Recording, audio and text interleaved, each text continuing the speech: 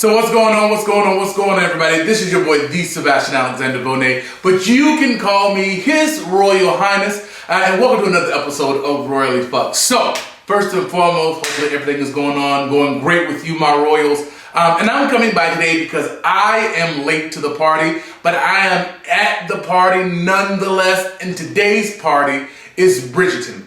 So anyone that knows me, right, knows that I love the royal family, knows that I love kings and queens, not just the queens, but the queens, right?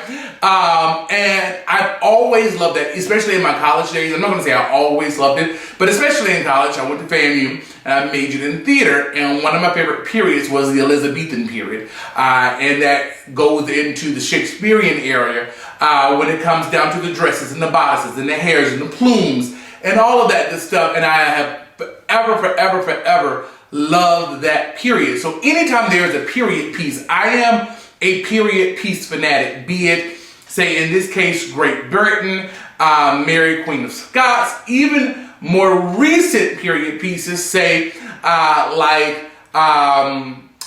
what is this show? The Marvelous Mrs. Maisel on Amazon. That is a period piece because it's based in the 1940s, 50s, and 60s. It is steadily progressing. Or period pieces like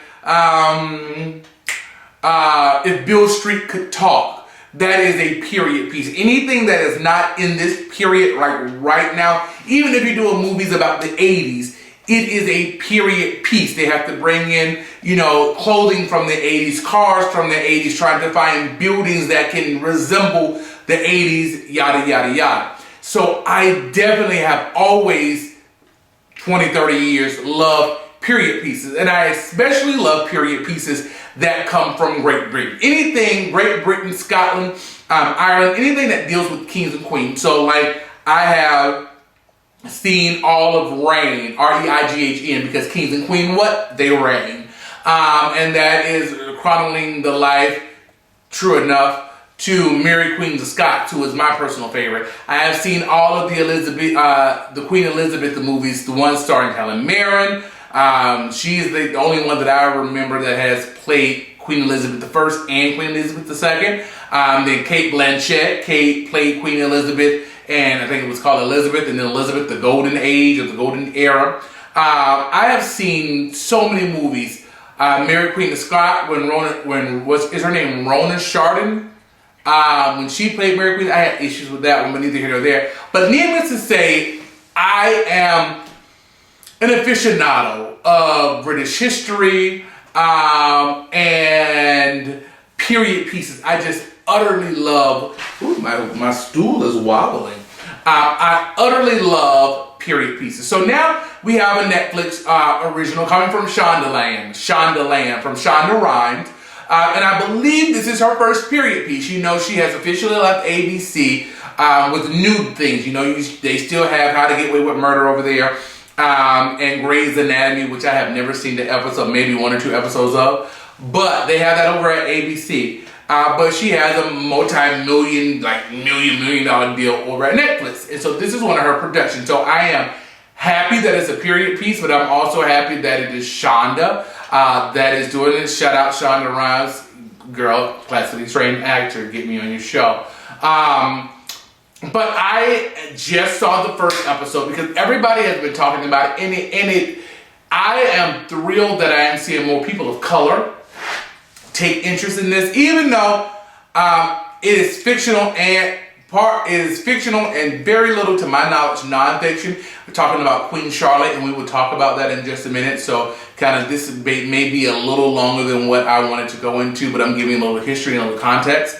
And I'm going to bring out my trusty whoop-whoop phone because I don't remember it all. So this show opens up with, it reminds me of Cinderella. Portions of it.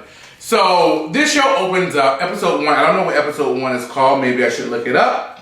But the show, let me see if I can look it up right now on IMDb. Hold on just a moment. I should have had that ready. Bridgerton. And maybe Wikipedia may have it better because Wikipedia does have the episode titles and episodes. All right. The first episode is called Diamond of the First Water. All right, directed by Julianne Robinson, and the show creator is Christopher Van Dusen, right? So the show opens up that you see these ladies in their respective houses getting ready to go for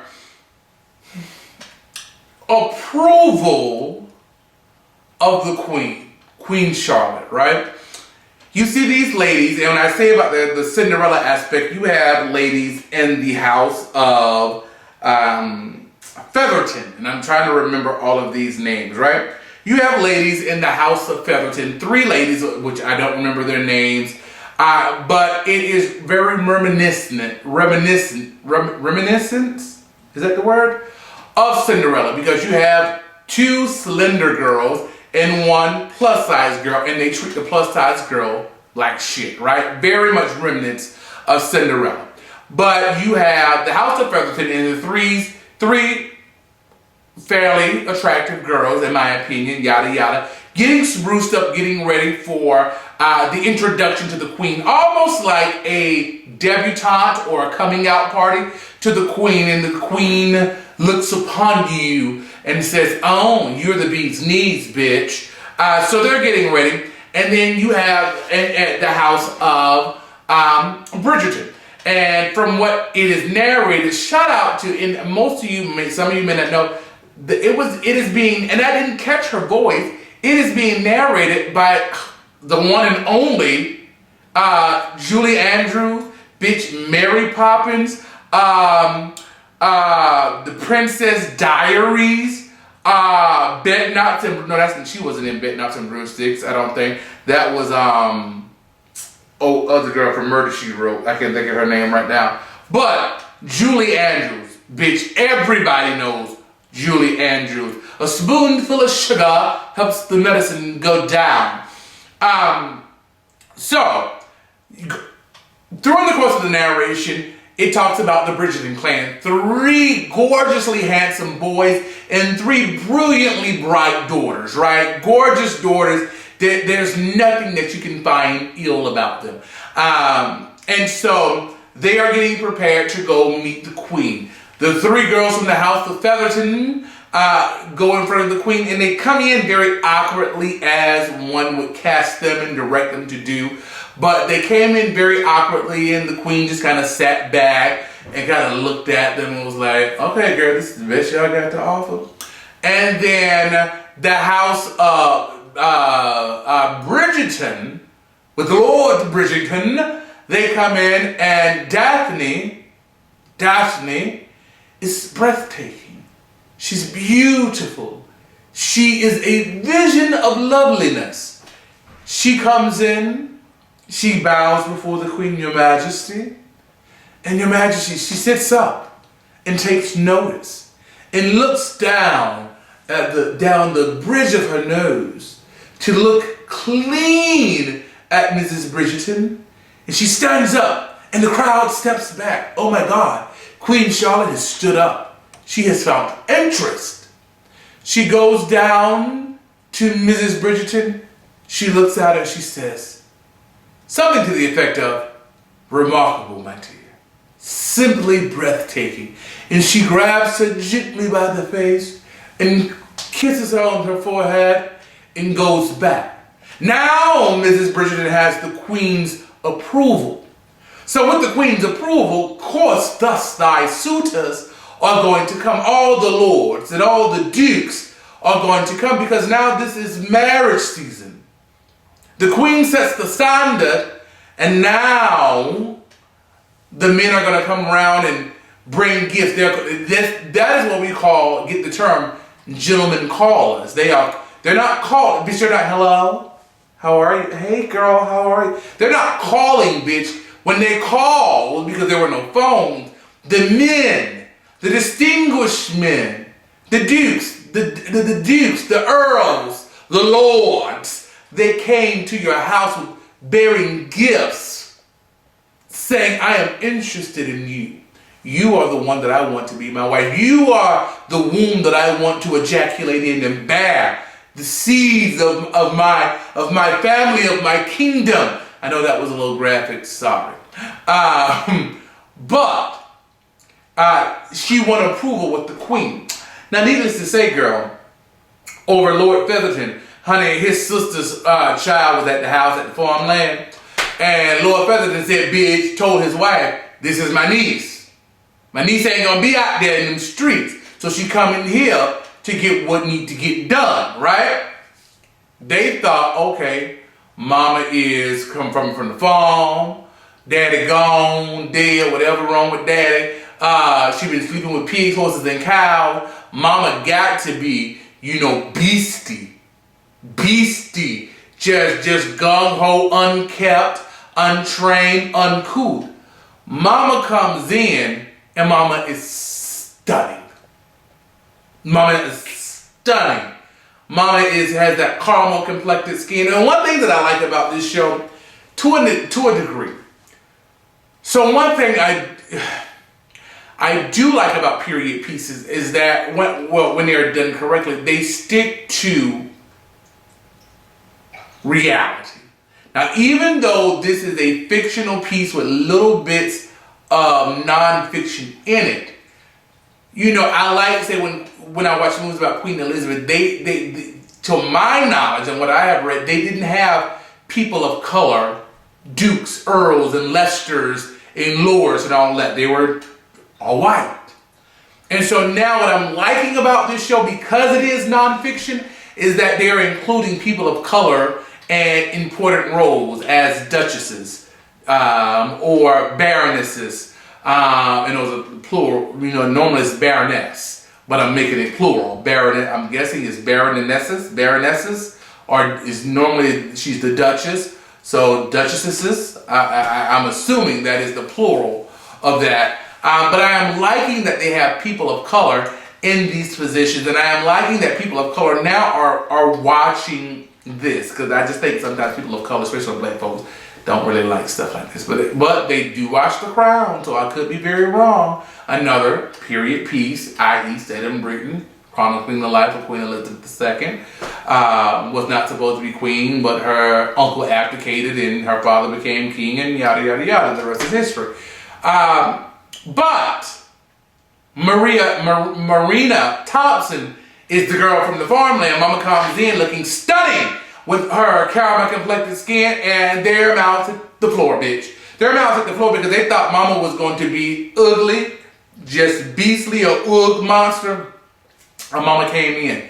And being that Lord Featherton is very adamant about his niece being of high society, at the next ball that Lady Danbury, African-American woman, person of color, through, mama came and was the bee's knees. Now, what they were not expecting is that mama was going to come in and take the shine away from Mrs. Bridgerton. Because when the queen kissed her on her forehead, that set her up for success. She was made for success. All the gentlemen callers were coming to see her. But when Mrs. Marina Thompson walked into the ball, darling, and it's almost like, this is going to be graphic, so if you're a super Christian, I'm sorry. It's almost like when you are at the club, and I'm going to use the gay club, right?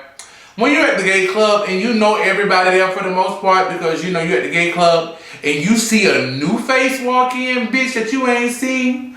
Oh, girl, that's new dick, that's new ass, girl. Everybody trying to figure out who this new person is. They're trying to figure out who this new bitch is, who this new nigga is, who this new boy is. They're trying to figure, and that's what it was with Miss Marina, because he said, one of the guys said, I'm sure that I have not seen her.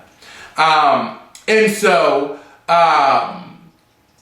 Miss Marina Thompson walked in, and she was the bee's knees. All of the lords, all of the dukes, all of the barons, their eyes were on Miss Marina Thompson. And in regards to what was not happening, the eyes were not on Mrs. Bridgerton. So, the very next day, all of the callers And I'm trying, honey. I'm trying. I need to get me a speech coach because that would be lovely when it comes to the British dialect. All of the callers that were supposed to come and see Miss Bridgerton all the way over to the Featherton house, I was there to see Miss Marina Thompson. There were only 2 callers that came to see Mrs. Bridgerton, and one she utterly despised, who is Lord Burberry. Now, Lord Burberry is an ugly creature. Ugly. And it's always the ugly ones that want what they ultimately cannot have. Ugly, portly, bad skin, bad teeth, just a rigmarole. Just a scallywag. And he came over and Miss Bridgerton, was flabbergasted. She was scared. She held on to her sister's hand for dear life, but her mother made her sister go, and they just sat there. He in hog heaven because he looked like a hog, and she in utter misery and despair. Long story short, because I'm going to finish this dialect because I don't think I'm doing it quite well, but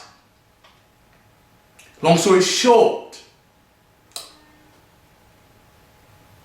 the brother, Lord Bridgerton, I'm assuming he became Lord Bridgerton because his father died, and so he was cock blocking, being a good brother, but cock blocking, not being able to allow his sister to pick someone. Now, mind you, granted, he had intimate knowledge of these men and their shortcomings, of their disparities, gambler, hitting men, hitting women, being a cheater, but he was a cock blocker.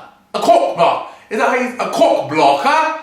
That may be more Scottish than English, but I digress. But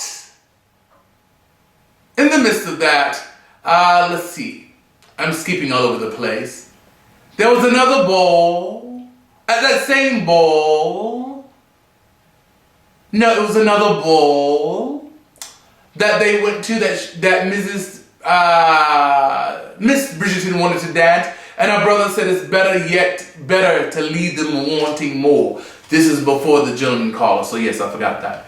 So I don't need to say about a bunch of other smaller things happened. Mrs. Bridgerton met Lord Hastings, Duke Hastings, who apparently cannot stand his father for whatever reason. I'm sure we'll get to that in the next episode or future episode.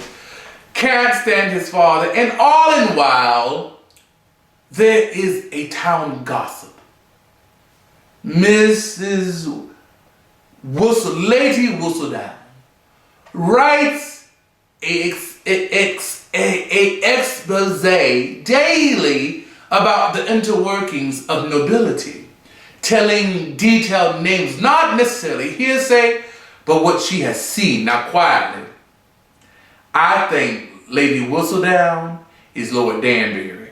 I do. Or, bitch, it could be Queen Charlotte. I see it being one of them 2 people. Because Lady Danbury sees everything, and so does Queen Charlotte. So, okay, back to my English dialect. So, they take this boat over to another gala, whatever. Some people say gala, some folks say gala, to another ball, right? And in the midst of the ball, her brother, Miss Bridgerton's brother, Lord Bridgerton, tells her that he has set her up with Lord Burberry. Why, oh God, why? Portly, ugly, bad skin, bad teeth, not a gambler, not a, long money, not a wife beater, and his lineage is long, so it can never be challenged. And she was like, bitch, please. I'm not marrying that man. You got life fucked up. All the way fucked up. Will not, shall not. You got me all the way fucked up. But as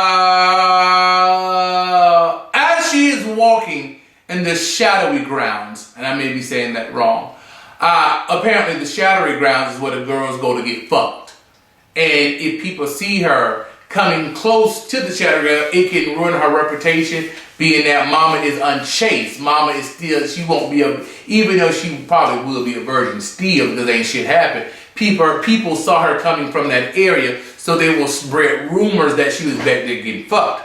But while walking close to the shadow grounds, Lord Burberry wants to come and congratulate her on their engagement. And mama says, no, bitch, I'm not marrying you. You can be the last portly fat bitch on earth. I don't want your dick. I don't want it. I don't want you down in my coot. I don't want none of the things that you have to offer. And he just was not taking no for answer. And he proceeded to rush her in a very swift manner. And mother had no choice but to defend herself. And she put up her hand and she knocked him out in the face. Hit the ground. While this is happening, Lord Hastings, Duke, is his name Duke Hastings? Duke of Hastings, the Duke of Hastings, not Duke Hastings, the Duke of Hastings. He comes over trying to defend her honor because it was besmirched. And there was nothing that needed to be done because she did it. But they concocted a scheme to get all of the ladies and the mothers off of him and turn all of the male suitors back to her. That they are going to pretend to be madly in love in order to satisfy each other's needs. Now, what I think is that these hoes are going to fall in love for real at the very end, but it's very plain that that's going to happen in my mind, but we'll see. So they come back to the dance floor holding hands, entwirled, intertwined, and gazing in each other's eyes, and the people are dumbfounded. They are like, oh my God, what has transpired? Now, Lady Bridgerton and Lady Danbury are smiling at each other because they believe that this is their doing, putting the two together. So that's pretty much the end of this episode. I'm going to cut this off. But what I want to give you is a little historical context on Queen Charlotte. So some people were kind of like, oh, Queen Charlotte, they're depicting her as a black woman. Quietly as kept, Queen Charlotte was a black woman. So I'm maneuvering around, darling, on the interweb. So I'm going to read a little bit of this, just to give you a little, and I want you to go back and do your own research. But Queen Charlotte, or Charlotte of Mecklenburg-Strelitz, was the Queen of Great Britain in Ireland from her marriage to King George III on September 8, 1761, until the union of the two kingdoms on January 1st, 1801, after which she was Queen of the United Kingdom of Great Britain and Ireland until her death. Her husband is George III. Now, if you look at the pictures, go look online, and I may put some pictures behind me. She is clearly depicted as a person of color. Now, she is not of a dark skin hue, but she is clearly depicted as a person of color. Now, there are some things about her, and this actually came out in 2009. The Guardian was this Britain's first black queen. Charlotte is intrigued by its namesake. I'm not gonna go, but it's on the Guardian. If you Google Queen Charlotte, it will come up. I'm trying to see if I can kick on some things.